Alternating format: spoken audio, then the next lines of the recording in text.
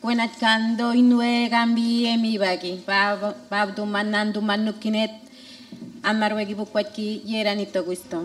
Muy buenos días, primero a la mesa que nos acompaña, a todos ustedes hermanos y hermanas.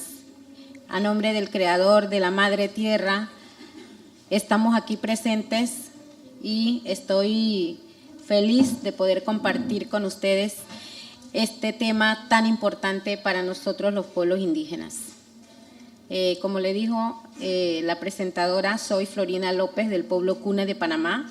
Igualmente estoy coordinando la Red de Mujeres Indígenas sobre Biodiversidad de América Latina y el Caribe.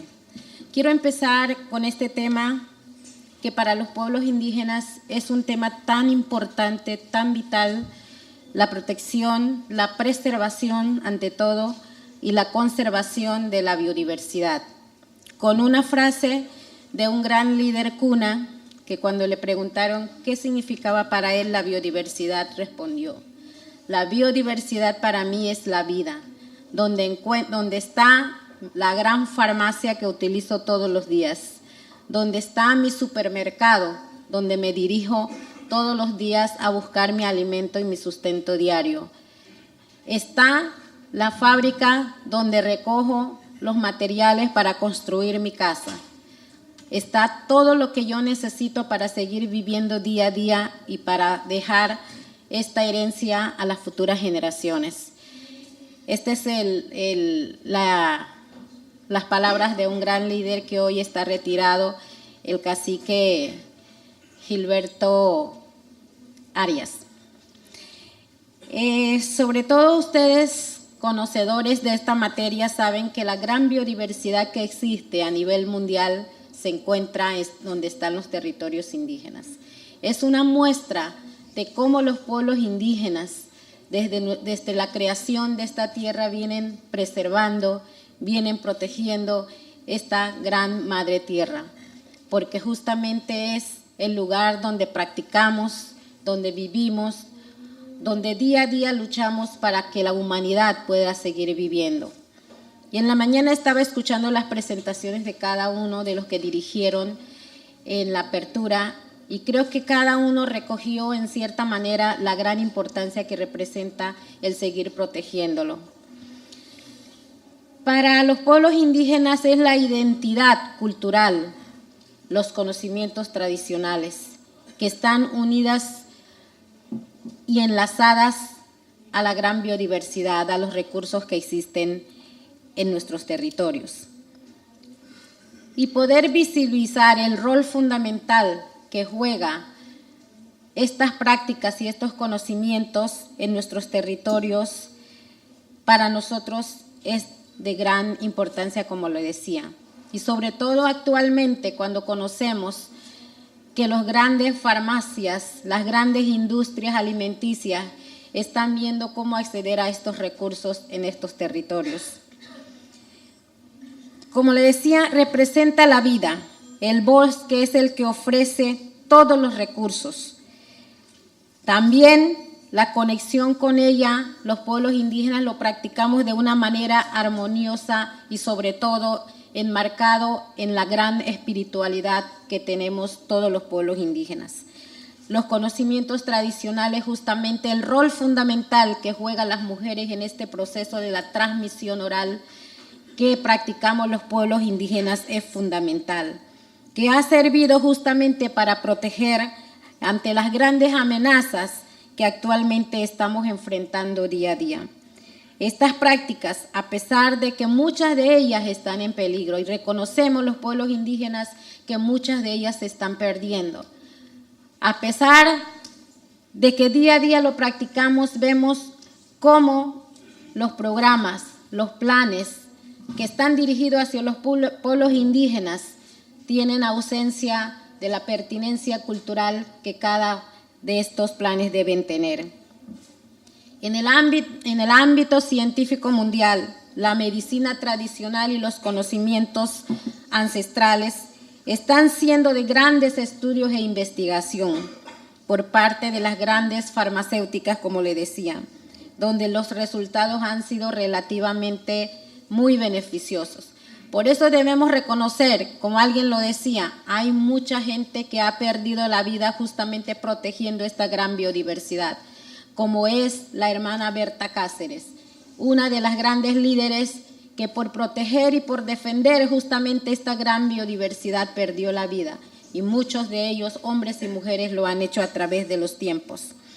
Hay muchos casos donde los pueblos indígenas han demandado por el reconocimiento de estas plantas medicinales.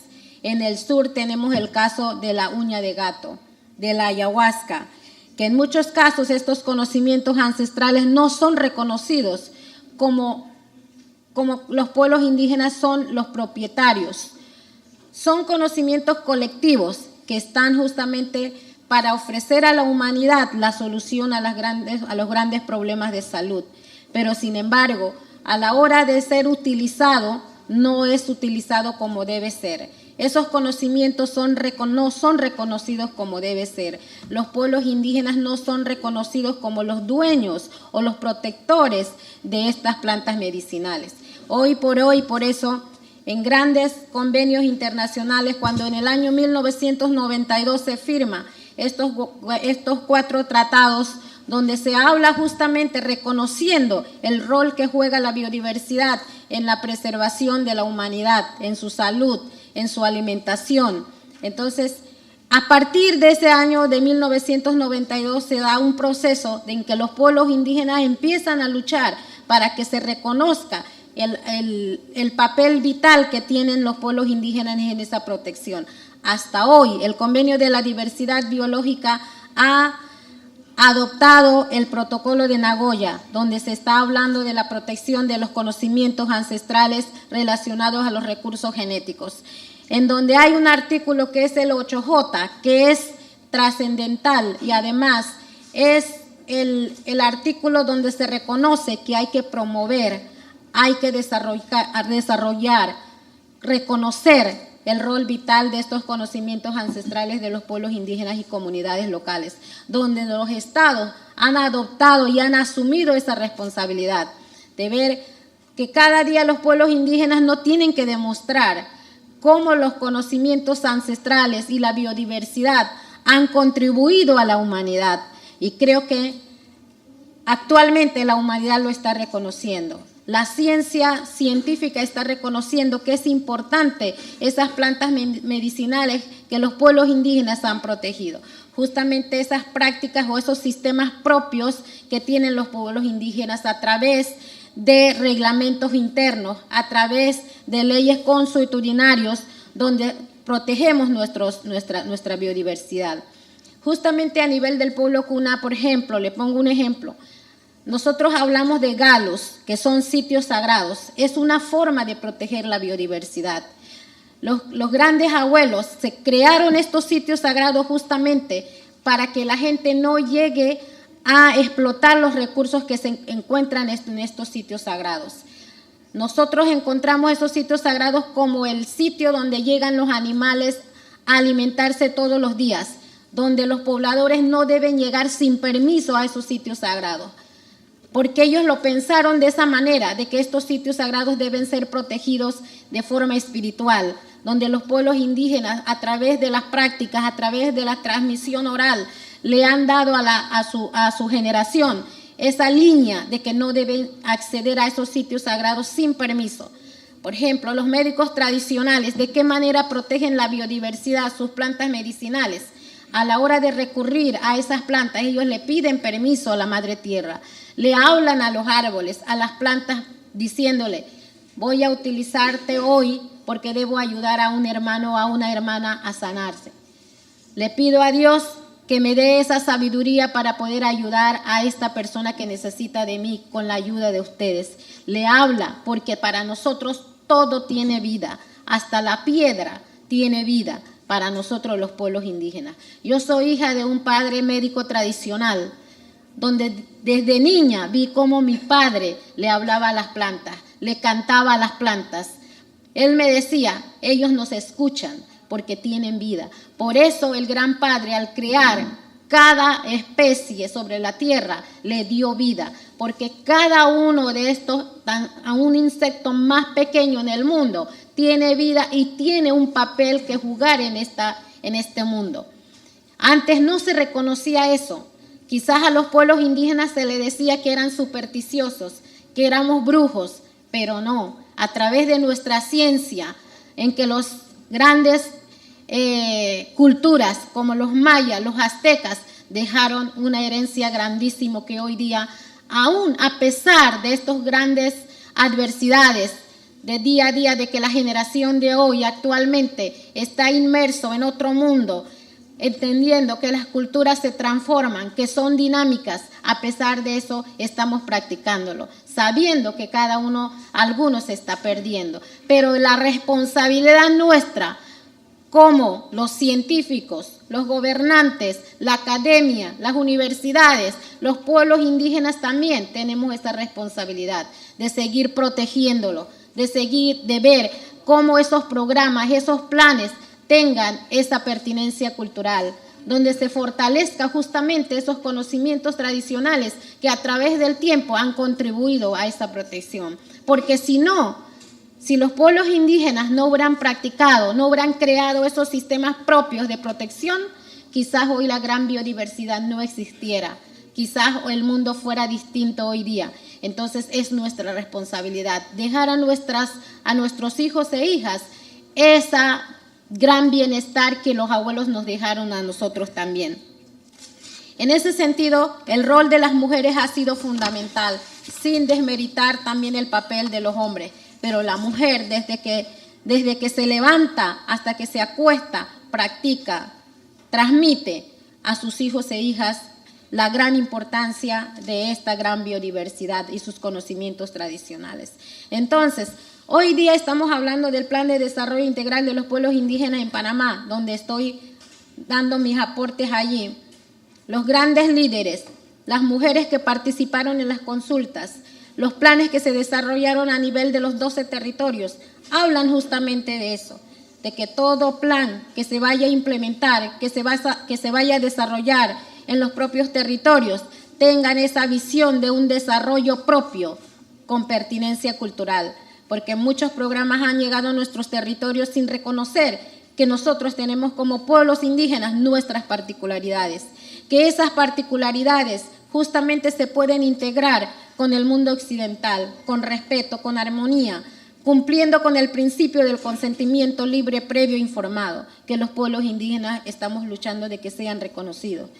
Porque mientras no haya ese respeto, esa armonía, esa unidad para poder trabajar, no habrá paz.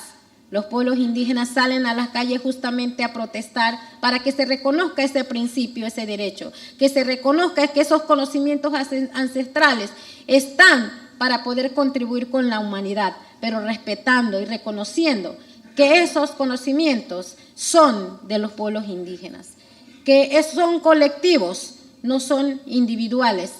Siempre nos enseñaron desde niña por lo menos tengo podría decir, ese beneficio de haber crecido en un hogar donde un padre que era sabio y una madre que era vidente. Esa es una práctica que día a día uno reproduce. La juventud ahora mismo está estudiando, están en las universidades, están en las ciudades, pero ¿cómo podemos recuperar a esa juventud que independientemente de que está, entre paréntesis, tratando de buscar un nivel mejor de su vida, de tener mayor ingreso económico, cómo poder hacer que esas políticas dirigidas a nivel económico, a nivel político, a nivel social, a nivel cultural, puedan hacer que esa juventud pueda también sentir su identidad fortalecida cada día más. Entonces, tenemos que ver cómo contribuimos con los gobernantes, con las instituciones que tienen esa responsabilidad a nivel internacional igual. Yo recuerdo que un representante de España, negociando el tema del protocolo de Nagoya, me preguntaba cómo se comen los conocimientos tradicionales de los pueblos indígenas. Y yo le dije, bueno, para que usted entienda, porque sentirlo quizás no lo va a hacer porque usted no es indígena, El que es indígena, sea mujer o hombre, sabe de lo que está hablando y sabe lo que está sintiendo cuando está defendiendo esos derechos justamente.